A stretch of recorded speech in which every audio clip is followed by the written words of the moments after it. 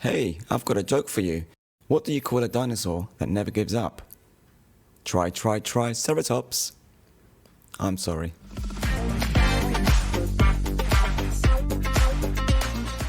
So here we are back in Blender. And in traditional fashion, we're going to delete the lamp. However, we're going to keep the cube this time. That makes a change, right? So with that cube, let's add a subdiv modifier and increase the subdivisions to 2. Look at those cute kitties. Right, let's split that off into its own group. I'm going to call that Dino. And just drag that into there. Right. Just going to drag from my Explorer window this sketch that I made and use that as my reference. So I'm going to try and trace the object from this sketch. So first a few prerequisites. Turn the opacity down and set the depth to back so that it doesn't interfere in the viewport so much. And approximately put that in the center. Let's toggle that on so we can disable the selection of that empty. And let's turn back on our cube. Don't do what I do, tap into edit mode, apply the subdiv modifier first. So apply that, and while I'm at it I might as well add a cast modifier. You don't have to do this part, it's a bit overkill, just to make it more spherical. And one of the key things we're going to be using in today's video is proportional editing. So make sure you turn that on. It really helps with spacing out some of these vertices into the approximate dino shape. So select these vertices at the front there. Of course, make sure you're in wireframe or X-ray mode is turned on, otherwise you may miss some of the back-facing vertices. Really important. So I'm going to just go along and manipulate these vertices just like that. And of course, if you've never used proportional editing before, when you click and drag, you can scroll your mouse wheel to change the area of influence. And also, connected only is a good option to use as well. So let's turn that off just for a minute. Have a quick look and see how we're getting on. Let's turn X-ray off. Switch to face mode. And now we can start picking these front faces here, which we're going to extend and will become the neck of the little dino. So I'm going to select both sides of those faces and switch to the side view with 3 on the numpad. Let's delete those faces, switch to vertex mode and extrude those out just like that. I'm going to scale those in the y-axis, so you can press SY0 and that will flatten them out in that view just there. Let's also add a subdiv modifier to the body and right click to shade smooth. Now this is cool. Go to mesh transform to sphere, and then just as you move your mouse left and right, that will make more spherical the selection that you've got there. So that's always nice. So I'm just going to position these roughly where I want them to be. So you can press S for scale, R for rotate, and switch X-ray mode on again, because we need to make sure this part here is approximately following the body shape that I've got there in the sketch. Here's a good tip. If you make a selection like that, you can hold down the control key and then right click where you want the extrusion to be, like that. It's so cute. So it's a much easier way of getting something a bit better just with one click. And then you can adjust it to suit, just as I did there. I scaled it down. So I'm going to do the same again, hold down control. And as I go along, I'm going to make this more spherical. So again, mesh transform to sphere, drag my mouse to the right, and that will make it more circular. And then hold down the control key, right click, and there you go. I like how that orientates the rotation angle as you're clicking away. So that helps you cut some time down there.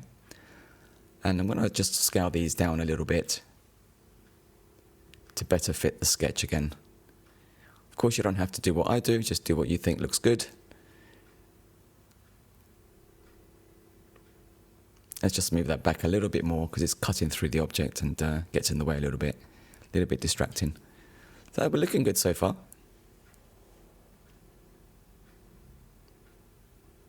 So I'm going to continue doing the same thing now, just control, right click, and then scale and rotate. And by the way, if you enjoyed that joke at the intro, you'll be happy to hear there's more jokes to come throughout the video. So hang around for that. Not a good reason to hang around, trust me. They're more like bad dad jokes, which I'm known to be good at. So there you go. Oh, what the heck? Let's start off with one now. Here comes the next joke. What did the dinosaur call her blouse business? I'll say that again. What did the dinosaur call her blouse business? Try Sarah's tops. Bada boom. Fantastic. I actually quite like that one.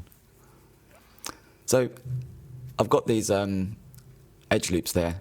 I'm just E to extrude, S for scale, and then I'm going to merge those at the center just to cap that face off at the end there. And some minor adjustments as we go along here. And that's looking okay so far, pretty good. Let's switch to face mode and do the same for the tail section just at the back there. So make sure you pick the ones on the opposite side as well.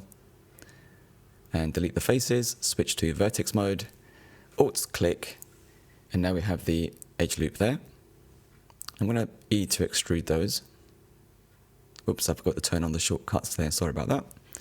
And again, I'm going to SY0 to flatten those in the Y axis, and rotation and scale, and G for grab to position those somewhere like that.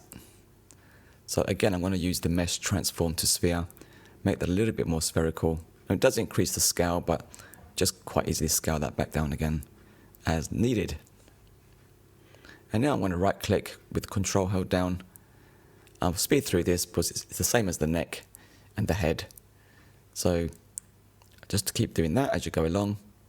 And make sure you use the mesh transform to sphere as you work your way down the tail so that it becomes more rounded and less of a square shape, if that makes any sense.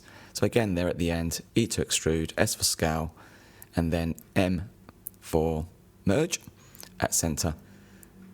And let's turn on the subdiv back on, and then you get something like this. And that's looking pretty good. However, you see these parts here looking a little bit too, I guess, pointy, if that's the word. And you can see there we've got some terrible topology going on. So I'm going to select these vertices here, and might as well turn on mirror transforms. I rarely ever use that, to be honest. I think it's the first time I've used it actually. And that will just mirror what you do on one side with the other side. So press G twice to slide along the edges, something that I use very frequently. And finally, let's just adjust this one as well. Just pull that out so it's a bit more rounded, and use GG to slide it down along the lower edge. And what I'm doing there is just approximating the distance, keeping a nice distance between all of the vertices. That's looking better.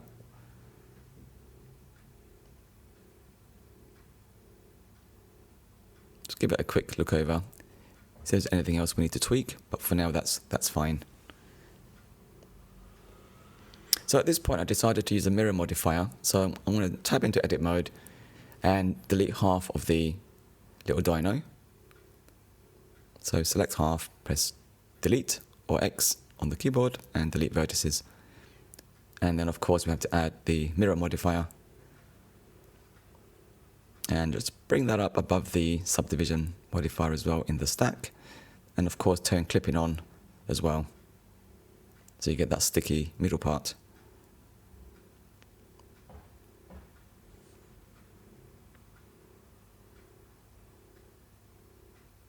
Right, let's switch to face mode and select these faces here, which I will use as the basis for creating the legs, or the front leg anyway. So I'm going to press I to inset that.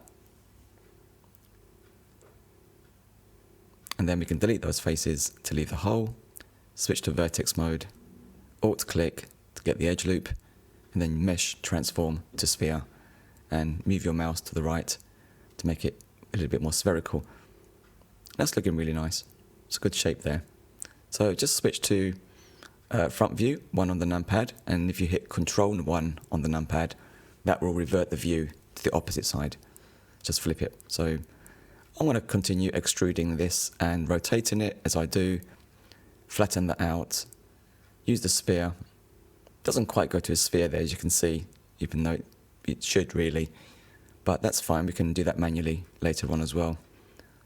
And here I'm just moving those around, and at this point I decided to, before I continue further down, let's make that round. I used the loop tools in the end actually to make that circular, but it does give it a little bit of a twist, so you may have to go and make some additional adjustments unless you're happy with it as it is. So as before, we used the extrude and scale and then merged at center to finish off the bottom of the feet.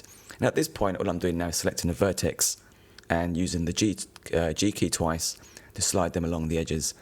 And what you're looking for here is to evenly distribute those vertices so you get a nicer topology and distribution of the faces. So I'm happy with that. And I decided, well, let's put a little bit of weight to the feet. A bit like an elephant's foot where you have that kind of bulging going on at the toe area. So I'm going to scale that up, add a loop cut with Control R and scale that in a little bit. And that gives us enough of a bulge just like that.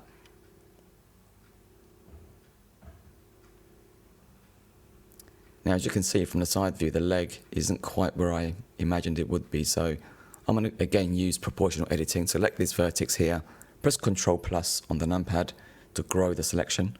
So select the vertex, Control plus to grow the selection, turn proportional editing on, and then move your mouse wheel to increase the area of influence. And that's looking much better.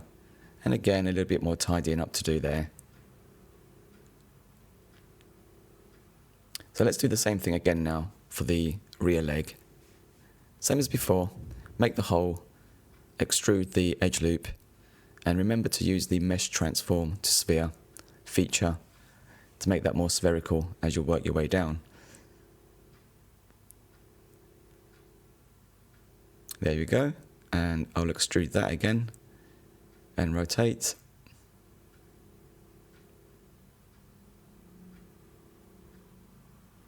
And extrude again and rotate. Make some adjustments to the vertices to even those out a little bit more, a bit nicer. That's looking pretty good. And with that done, we can flatten that out a little bit more, scale it in, and then Control right click to extrude it down there once again. And at the end, E to extrude, S for scale. But before we do that, I'm just going to make sure these are a bit more round to get a nice round foot, like an elephant's foot. And then M to merge at center. Excellent.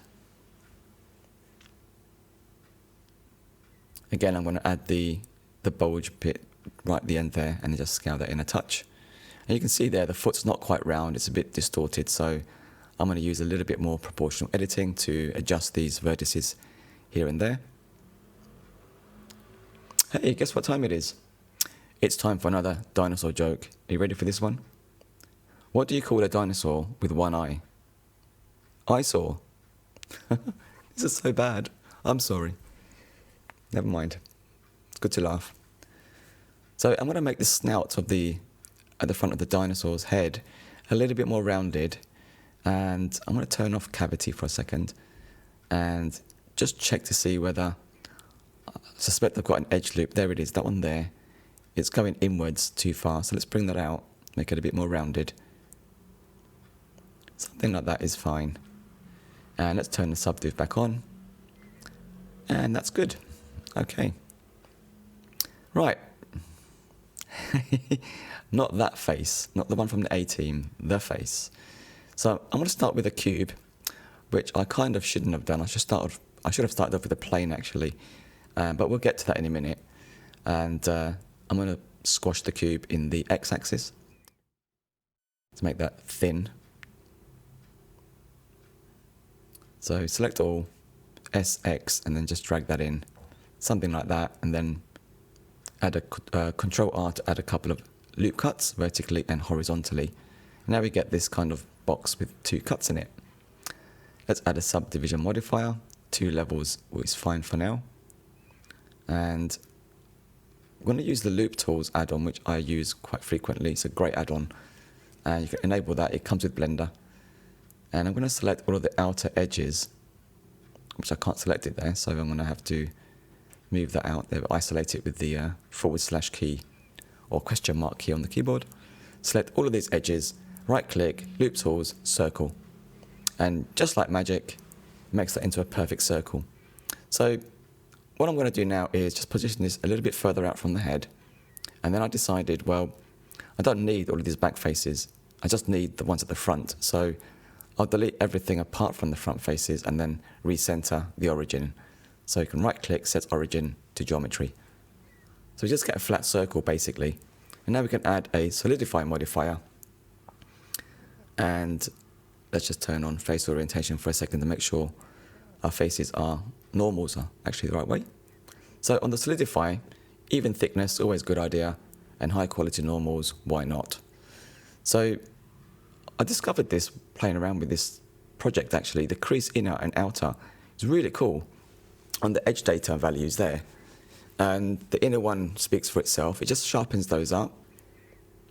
So that's what the effect you get from that. And I've just moved the solidify modifier in the stack as well, above the subdiv there. You can see how that kind of affects the modifier. So yeah, let's bring that up to 1 for now.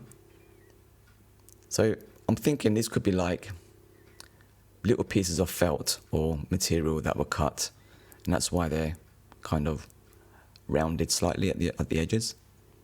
Let's give it a thickness of 0.015. That will depend on the scale of your object, of course. And then add a shrink wrap modifier.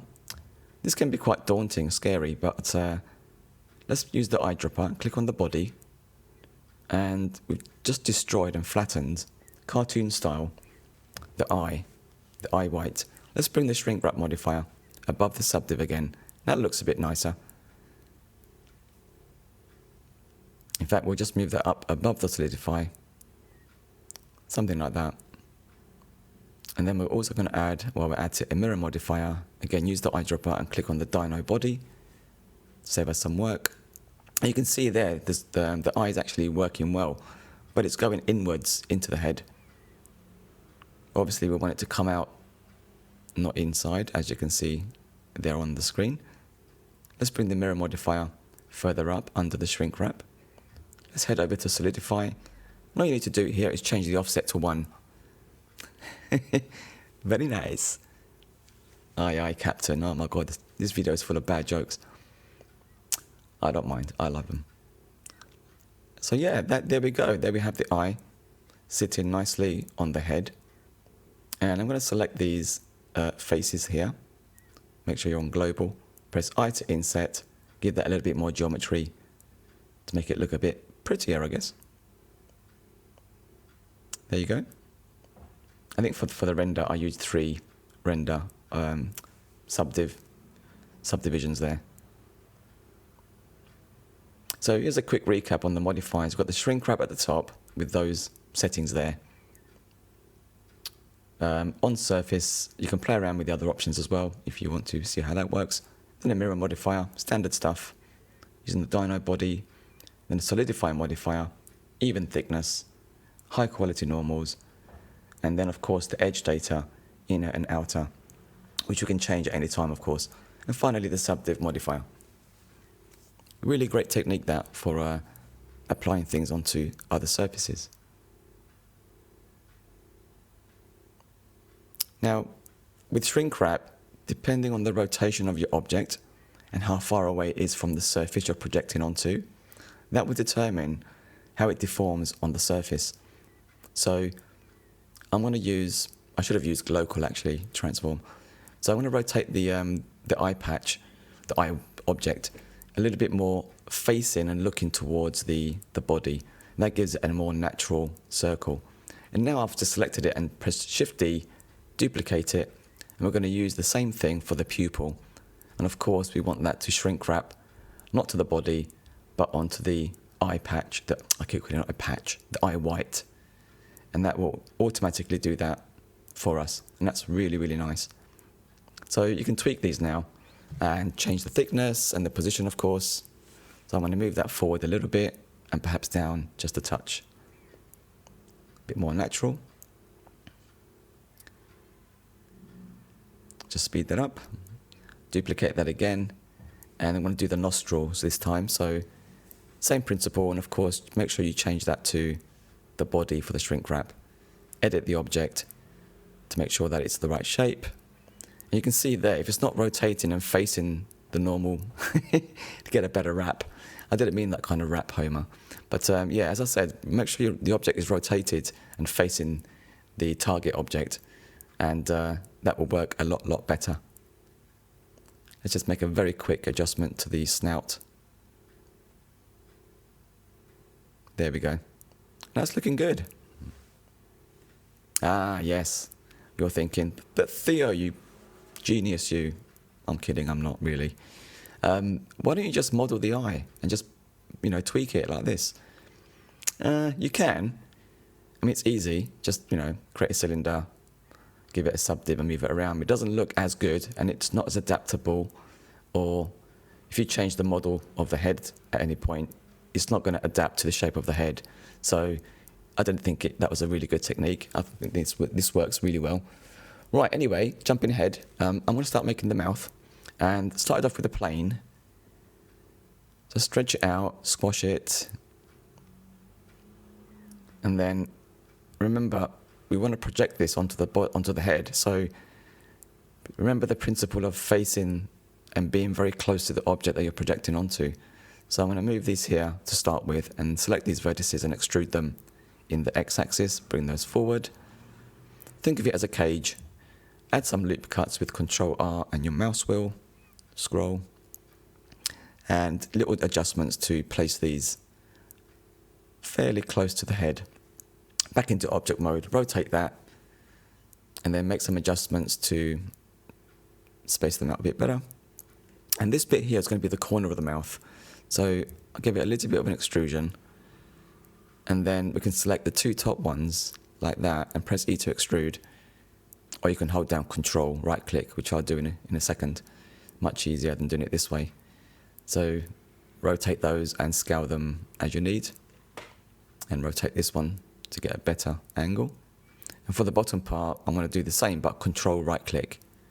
And there you go. Much easier and much quicker. Great. So now we need to just copy the modifiers from the eye white or the eye pupil or the nostrils. But before I do that, I'm going to tidy up some of these again.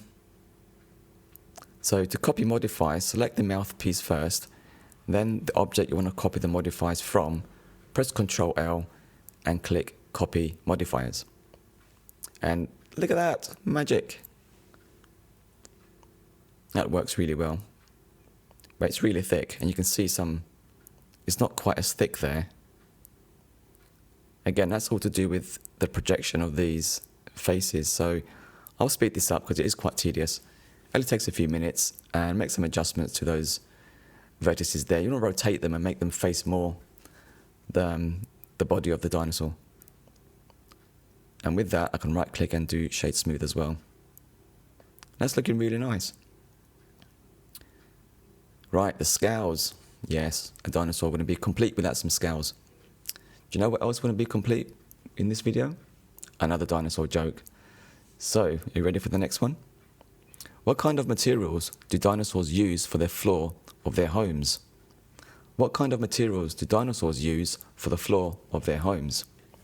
Reptiles. Ta-da! Yeah. Okay. Right, anyway, I started off with a plane, and I did a couple of loop cuts and shaped this to something that looks like a scale. I'm happy with that. Select this edge loop here. Sorry, edge, not edge loop. Press Ctrl B to bevel it and move your mouse wheel to give it one cut. And that's fine. And what I'm going to do now is add you guessed it, a mirror modifier first. We don't want clipping on just yet. We want to select all of these in edit mode and just move them away from the center. Then we can see the mirror modifier working. Remember, do that in edit mode, not object mode. I'm going to select these vertices here. and just bring them out so we get a bit of a bulge in the center. Going back to what I just said, you don't have to do that in edit mode actually. You can use the mirror object target as the body of the dinosaur, and that would obviously work if you just moved it in the object mode. Right, back to this. I'm just going to extenuate this bulge part in the middle there, so I'll give it a bit more of a curve.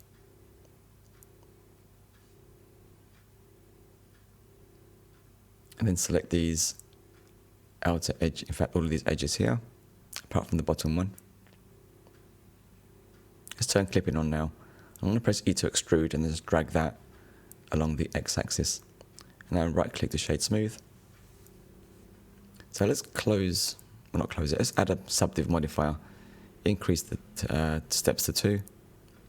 That's looking okay, but a bit too thick at the edges. So let's select these 3 on both sides and just move them in so we get a thinner edge on the outsides. And of course that's not looking straight anymore, so we can just bring those out. Don't forget the ones at the back, and bring those out a little bit. Might help to snap to the front view here, so press 1 on the numpad or Control 1 depending which way your dinosaur is facing. And that's looking okay. Looking pretty good. A bit sharp at the top. So I'm going to back into edit mode, select those 3 verts and just pull them out just a touch.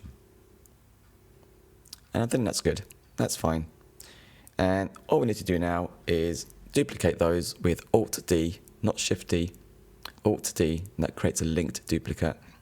That way if we edit this into anything else, all the other scales will take on the change as well. Switch to a local mode here and use that tool I'm using here, which has got the rotation and the movement. In fact, it's got all the translations, you can do it in one go. So do this from the side view, and as you place these, rotate them and scale them down to get something like that. And the one at the back, let's make that much larger. Give it an offset and give that another mirror modifier so it mirrors from the dinosaur's body. Okay, with that done, we're going to copy the eye white. Let's just quickly rename that to Spot, Dino Spot.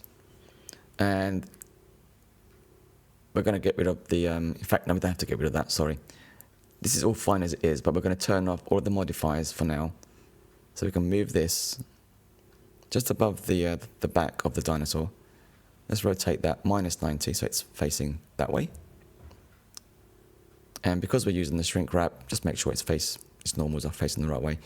And because we're using the shrink wrap modifier, again, we're going to place this above the body. And you can see it really helps use the local transformation axes there.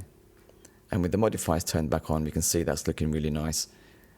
But check this out. We go back to the edge data, turn the outer one down to 0, and it gives that nice kind of rounded bump, soft bump, rather than a hard edge bump. I think that worked a little bit better for the spots. So I like the scales now, just want to duplicate that. In fact, Shift-D, not Alt-D. The reason being you want each spot to have a slightly different shape to it. So don't use Alt-D.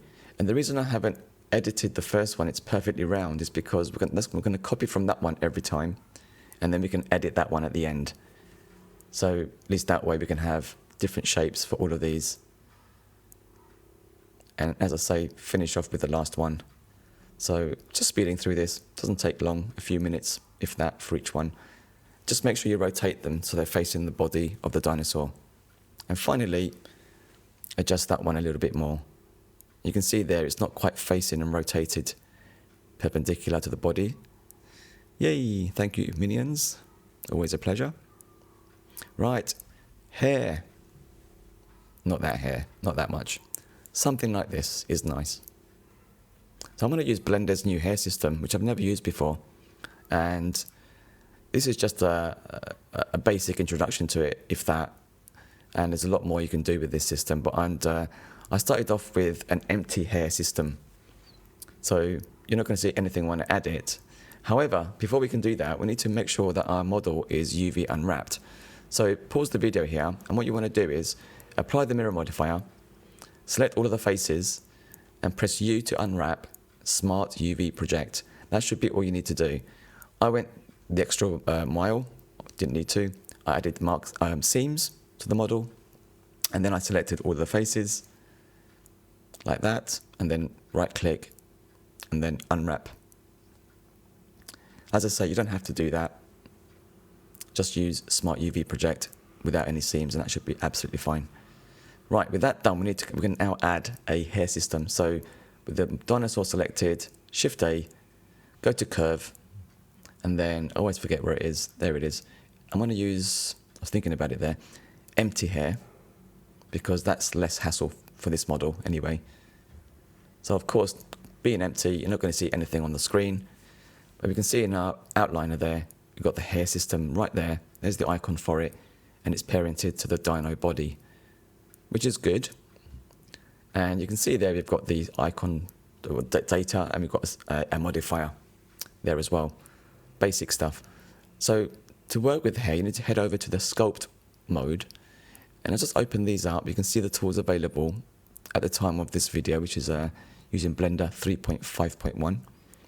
And I'm going to use add firstly, because we don't have any hair to work with at the moment. And let's change the size of the brush with F. Also in the top left of the viewport, you have your options there. And let's switch over to the top view with 7 on the numpad. And now we can just paint where we want the hair to be. I'll fast forward this because it's a little bit tedious. It doesn't take long. So the more you brush, the more hair density you're going to get. There we go. Just paint that in, give it a nice thickness, and then switch to the back and work and add the hair wherever you like. I want you to make sure that I add a really good thickness here. Probably too much, but in fact, a little bit too much, a bit wonky. So let's use the delete hair brush. Oops, a bit extreme. Undo that. Make the brush a little bit smaller, and then just click gently there and delete some of the hairs that are going too far, and then add some hair where you see gaps or patches. That's looking good. So now you can use all of the other tools. Oh, and also if you go to the render properties, under curves viewport display, set that to strip. It just helps to visualize the hair and additional subdivisions. I'm going to crank that up to 3. I think that's the max. Just for the viewport this is. And let's head back to sculpt and use the other tools available to us like comb, pinch, smooth, and what have you, grow and shrink. I'll speed this up, have some fun with this. Good, really good fun. And see what the tools do. One tip I can give you actually is think of as, if you imagine you're running your hair through running your fingers through hair, that's how you kind of have to do this. And I didn't realize that, because you can see that I'm getting these like hooks at the end. That's because I wasn't running the brush from the root right up through the hair. So the longer you run the brush through the hair, the better you can do that there, you see. I've got the knack of it there a bit better now. Still a few hooks here and there. So I went along using, and also I used the grow and shrink to add a bit more body to the hair where necessary. And once we're happy with that, switch back to object mode, and that's looking really nice. And I literally almost forgot, the underside of the model is the belly. You don't have to do this. So select some faces, and the same principle as the eye elements and the nostrils, we're going to project it onto the body. And while it's doing that, I think it's time for another dinosaur joke. So how do you ask I'll start again. How do you ask a Tyrannosaurus out to lunch? How do you ask a Tyrannosaurus out to lunch? T-Rex? Okay, that's probably the worst one of the bunch, for sure. So, we've got those faces there, which I've separated from the main body. Select the faces, press P, separate into a new object. And we've copied the modifiers from the eye patch, or I keep calling it the patch, I'm so sorry. Yeah, so there you go. I'm going to use the outside this time on the shrink wrap. And now you need to just go through and just tweak the shadow actually, because I turned the shadow on so I can see any gaps there. So click on the wheel thing, the planet thing, whatever it's called, the ball. Right, so with that, I'm just going to go into edit mode and just move vertices around now. And don't be afraid to add loop cuts there, just like I did there, to give you a bit more control. And I've also played around with the crease inner value as well.